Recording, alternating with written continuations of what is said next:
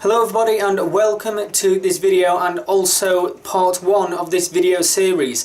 Originally I intended the unboxing and setup of my NAS to be just one video, but so far the raw recorded footage is 2 hours and 7 minutes long and I haven't even finished filming yet.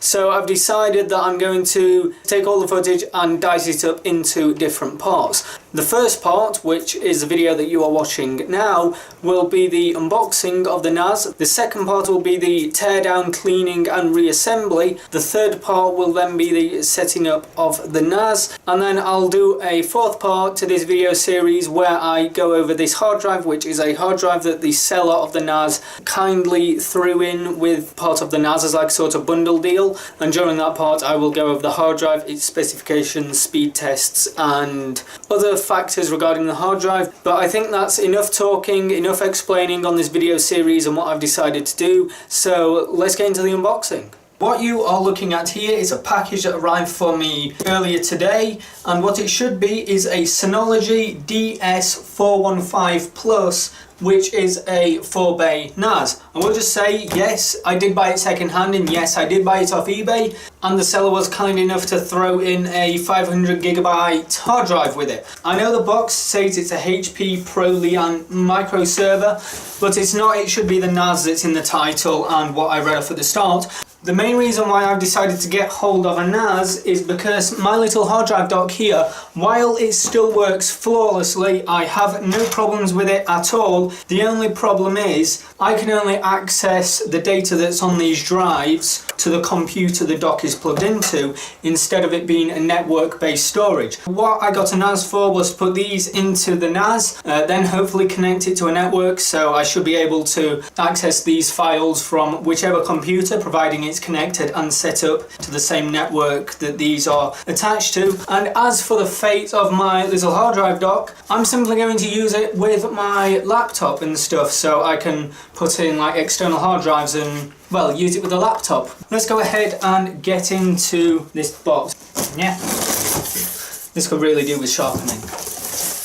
Yes, I know it's second hand, but have you seen the prices of new NASs? They are stupidly expensive. I did research a NAS before I bidded on it and eventually won the auction, because that's why it's here. And out of the multiple NASs that were available at the time, this one was the best one that fit my specs, that was still within my budget, so I went for this one. But anyway, here is the NAS. Put that over to one side while I put the packaging back in there. So this here is the Synology DS415 NAS. So let's just go over what's on the box.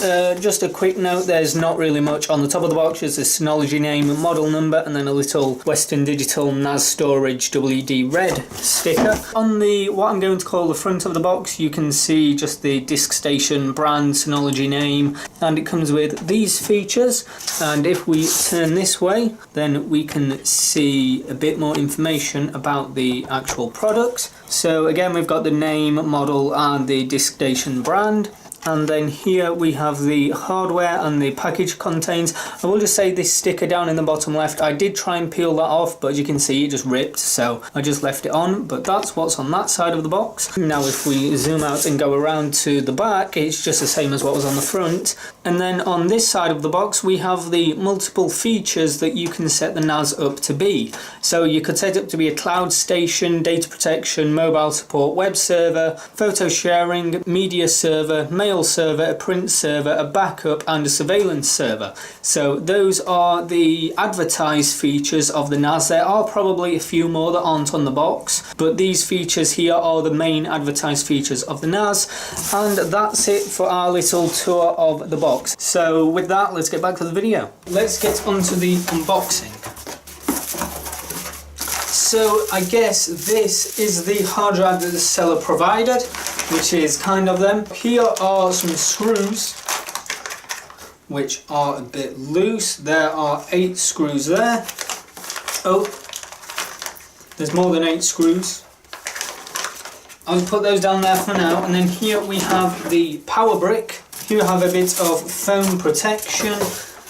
Here we have the drive bay clips to lock the drives into the drive bays. Here we have the actual NAS, which is it's a neat little package. I will give it like a wipe down and a dust over before I set it up, as I always do with second-hand things that I get. And then down here we have a bit more packaging, a few more screws, a twist tie, and a packet of little screws which look like, oh yeah, those little, these are these slightly bigger screws that are down here. I don't know if you can see those on the camera. Yes, you can. They're for 3.5 inch drives, and these are for 2.5 inch drives. Now I'm going to organise everything. I'm going to sort the screws out because the screws are everywhere, and hopefully I've got everything to get it up and running. So now I have the NAS unboxed, I'm just going to give you an overview of the NAS system itself. So the first thing you can see is this cover.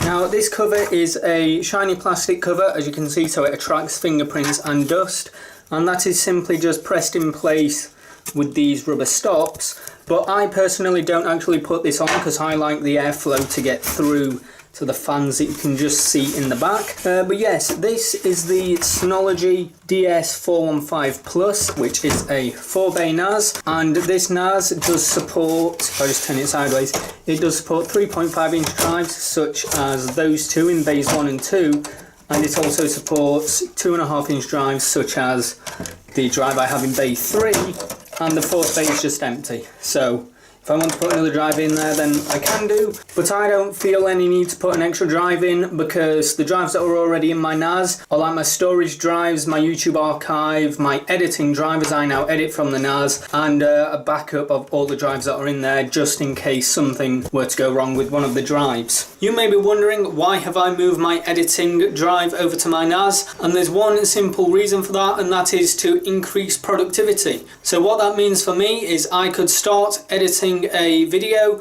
on my desktop and then save it to the NAS, as my desktop is attached to the same network the NAS is attached to. So I've got the project file, I've saved it to the NAS, then I could go over to my laptop, which is also connected to the same network, and providing that the editing software is also set up on my laptop, I could then open that saved project file from my laptop and continue editing it on my laptop. And that applies to any computer that has a software set up that is connected to the network the same NAS is on. I no longer need to physically mess about with external hard drives, moving all the project files from one computer to the next, because all the project files are on the NAS. One thing I forgot to mention while looking at the front is we can see we've got a status light there. We've got lights through disk 1 to disk 4. So these lights are effectively hard drive activity lights. And then at the front here we have a USB 2 and the power on and power off button. And with that, let's turn around to the side. So on that side we've just got the Synology brand, which actually has lines across it. Those lines are like plastic structure, but there are gaps in between it which will better assist with airflow. And then on the other side we've got the same Synology design brand. And then on the back here we have 2 fans, and as you can see right through to the other side, if I put my hand there, there is a decent amount of airflow that gets through the drives, which is good. And in case you're wondering, the fans are 90mm fans, as you can see there.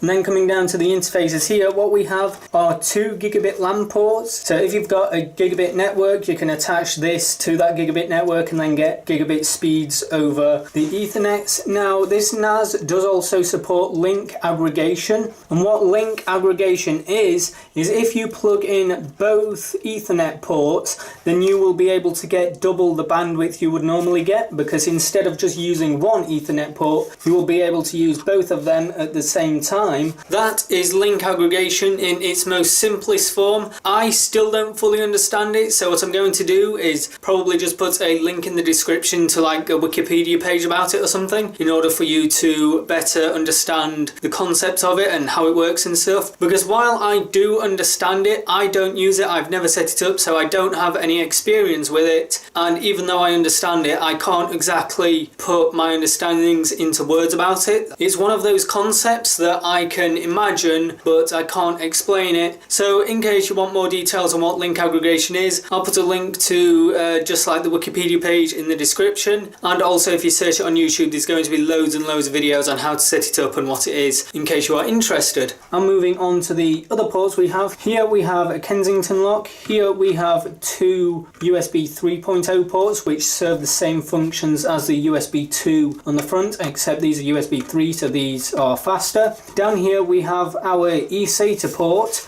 for your external SATA devices if you use those. And then here we have the power port, which is, well, where you plug the power cable into, and that is it regarding the overview of the NAS. One thing I nearly forgot to include in this video is the screws.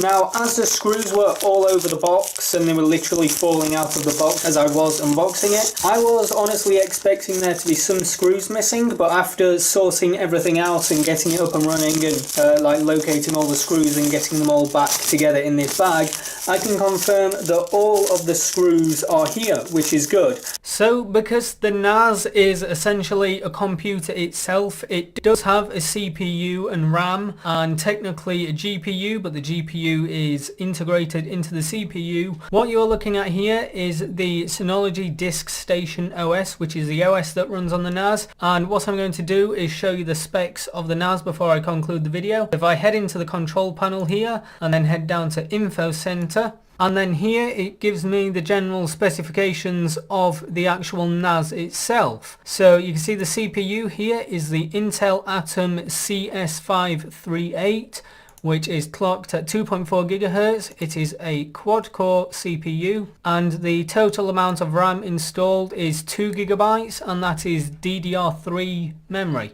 The RAM is upgradable to 8 gigabytes if I want to upgrade it. And while I could upgrade it, so far the highest I've seen the memory usage is 37% usage out of 2 gigabytes. So I am not seeing a physical limitation of the NAS only having 2 gigabytes, because so far I have yet to completely use 1 gigabyte. So I'm not going to be like saturating the entire 2 gigabytes anytime soon. But just in case you were wondering, there is the CPU and memory of the NAS itself. And I think that nicely brings us to the end of the unboxing and overview of my new NAS. So as always, if you have enjoyed the video, give it a like. If you haven't, give it a dislike. Comment, favourite, share and subscribe. And as always, thank you for watching. I'll speak to you in the next video.